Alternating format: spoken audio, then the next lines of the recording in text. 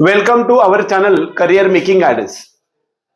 महाराष्ट्रातील तमाम विद्यार्थी आणि पालकांसाठी आज सर्वात महत्वाचा टॉपिक तो म्हणजे 4 डिसेंबर 2025 नीट यूजी 2025 मधील सीईटी सेल मार्फत चालवल्या जाणाऱ्या ग्रुप बी बीएएमएस बीएचएमएस आणि बीयूएमएस साठीचा ऑनलाईन स्ट्री वेकन्सी राऊंड 1 चा रिझल्ट आज पब्लिश झालेला आहे.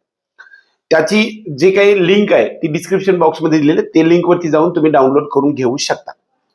यामध्ये कट ऑफ वरती फारसा परिणाम झालेला नाही. बऱ्यापैकी आयक्यू मधून म्हणजे ज्याला इन्स्टिट्यूशन कोटामधून पाहिजे होतं त्याचं मेरिट खूप खाली आलेलं दिसतंय. अगदी 120-25 पर्यंत सुद्धा आलेलं दिसतंय. परंतु हा जो कट ऑफ आहे तो फारसा कमी आलेला नाही. 285च्या रेंजमध्ये हा कट ऑफ आलेला आहे सर्व कॅटेगरीचा.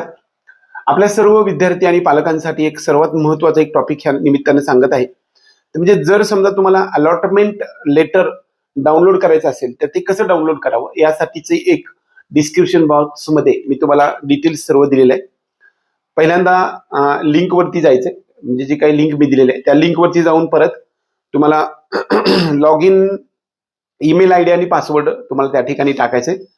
त्यानंतर कॅप राऊंड रजिस्ट्रेशन मध्ये क्लिक करा. त्यानंतर पुढे क्लिक करायचं आहे ते मेडिकल अँड आयुष एज्युकेशन साठी. त्यानंतर पुढचा 5वा जो टप्पा आहे तो म्हणजे bachelor of medical and AYUSH education वरती तुम्हाला क्लिक करायचे इकडल्या बाजूला.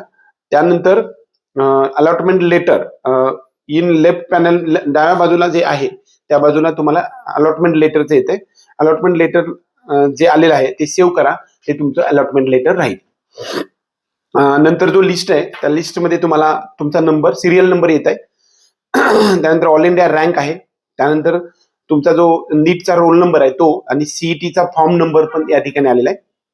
त्यानंतर तुमचं नाव, त्यानंतर तुमचं जेंडर मेल फिमेल, त्यानंतर कॅटेगरी आणि ज्या कोट्यामधून तुमचं सिलेक्शन झालेलं आहे त्या कॅटेगरीचं पण या ठिकाणी नाव आलेलं आहे. कदाचित तुमची कॅटेगरी ओबीसी असेल आणि ओपन मधून सुद्धा सिलेक्शन झालेलं असू शकतं. त्याच्या पुढे ईएमडी आणि ईएमआर आलेला आहे. ईएमडी म्हणजे इयर मार्किंग डोनर, ज्याला जास्त मार्क आहे त्यांच्या पुढे इयर मार्किंग डोनर आलेला आहे. आणि ईएमआर आलेला आहे. ईएमआर म्हणजे ज्याचे कमी मार्क्स आहेत त्यांचा नंबर लागू शकत नव्हता त्यांच्या कॅटेगरीनुसार. त्यामुळं ज्या विद्यार्थ्यांना त्याच्या कॅटेगरीचा हायर मार्क्स असणाऱ्या विद्यार्थ्यांनी ओपन मधून त्यांचं सिलेक्शन झाल्यामुळे तुम्हाला एक रिझर्व केलेली सीट मिळालेली असते. त्यामुळे तुम्हाला ईएमआर आलेलं असते. म्हणजे वरच्याने डोनेट केल्यामुळे तुम्हाला ती सीट मिळालेली असते. गव्हर्नमेंट कॉलेजमध्ये सुद्धा आणि प्रायव्हेट कॉलेजमध्ये सुद्धा काही सीट होते ते सुद्धा याच्यामध्ये अलॉटमेंट झालेली आहे. तुमचा जो कॅटेगरी असेल समजा OBC, NT 1, 2, 3, VJ, SC ST किंवा SCBC, OBC, SBC, परंतु EWS, परंतु तुमचं सिलेक्शन होताना ओपन मधून झालेलं असेल तरी सुद्धा तुम्हाला कॅटेगरीची फीस भरावी लागणार आहे. बऱ्याच बीएमएस आणि बीएचएमएस कॉलेजेसमध्ये हे नवीन कॉलेजेसमध्ये तुमचं सिलेक्शन झाल्यामुळे सर्व कॉलेजेस पूर्ण फीस तुम्हाला डिमांड करत आहेत. तर तुम्ही पूर्ण फीस जरी भरली तरी काही काळजी करू नका. फक्त वेळेमध्ये जाऊन रिपोर्टिंग करा. उद्या 5, 6, 7 3 दिवस आपल्याला दिलेले आहेत त्यामध्ये रिपोर्टिंग करायचंय. 7 तारखेच्या संध्याकाळी 5:30 वाजेपर्यंत ओरिजिनल डॉक्युमेंट आणि फीसचा डिमांड ड्राफ्ट आहे ते घेऊन तुम्ही जाऊन कॉलेजवरती जाऊन ऍडमिशन घेऊन ठेवा.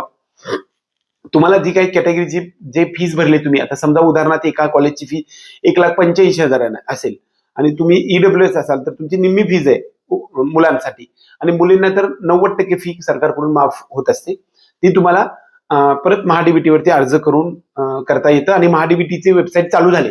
त्यामुळं आता अलॉटमेंट झाली की लगेच तुम्हाला ते डाउनलोड म्हणजे तिकडे तुम्हाला फॉर्म भरता येऊ शकतो आणि ती फॉर्म भरण्याची प्रोसेस सुद्धा आपल्याकडे उपलब्ध आहे. ज्याला पाहिजे त्यांनी भरून घेऊ शकतात. आपल्या सर्व विद्यार्थी आणि पालकांना महत्वाचा टॉपिक या निमित्तानं सांगत आहे तो म्हणजे ज्यांचं सिलेक्शन झाले त्यांचं हार्दिक अभिनंदन. सिलेक्शन झालेलं नाही अशा विद्यार्थ्यांसाठी उद्या सकाळी 9 वाजेपर्यंत कर्नाटक राज्यामधल्या बीएमएस साठी आपल्याला रजिस्ट्रेशन उपलब्ध आहे. त्यांनी लवकरात लवकर फोन करू शकतात. आज रात्रभरात तुम्हाला रजिस्ट्रेशन करून देऊ आणि चॉईस फिलिंग सुद्धा आहे. त्यामुळे चॉईस फिलिंग मध्ये लगेच सिलेक्शन परवा दिवशी तुमचं होणार आहे आणि ऍडमिशन होणार आहे. ज्या विद्यार्थ्यांना आता कॉलेज मिळालेलं नाही अशा विद्यार्थ्यांना तो मार्ग ओपन आहे.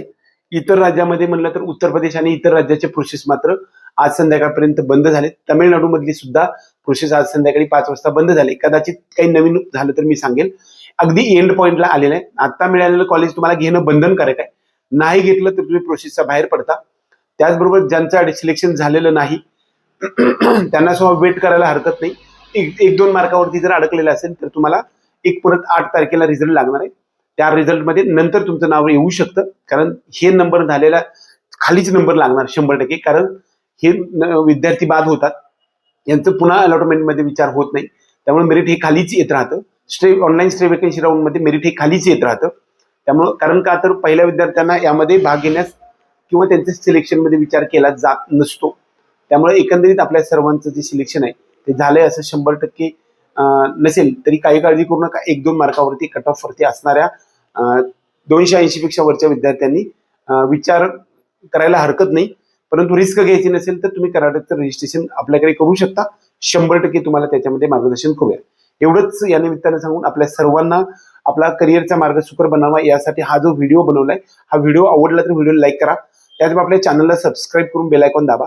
प्रत्येक टप्प्यावरती आपण सर्व गोष्टी देण्याचा प्रयत्न करतो. त्याचबरोबर आपल्या सर्वांना एक महत्त्वाचा टॉपिक सांगेल की नीट UG 2026ची काउन्सिलिंग प्रोसेस सुद्धा आमची सुरू झाली.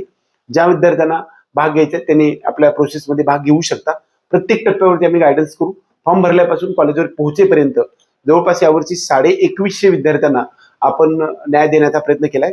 त्यामधील जवळपास 99.99% एवढा रेशो आपला सॅटिस्फॅक्टरी आहे.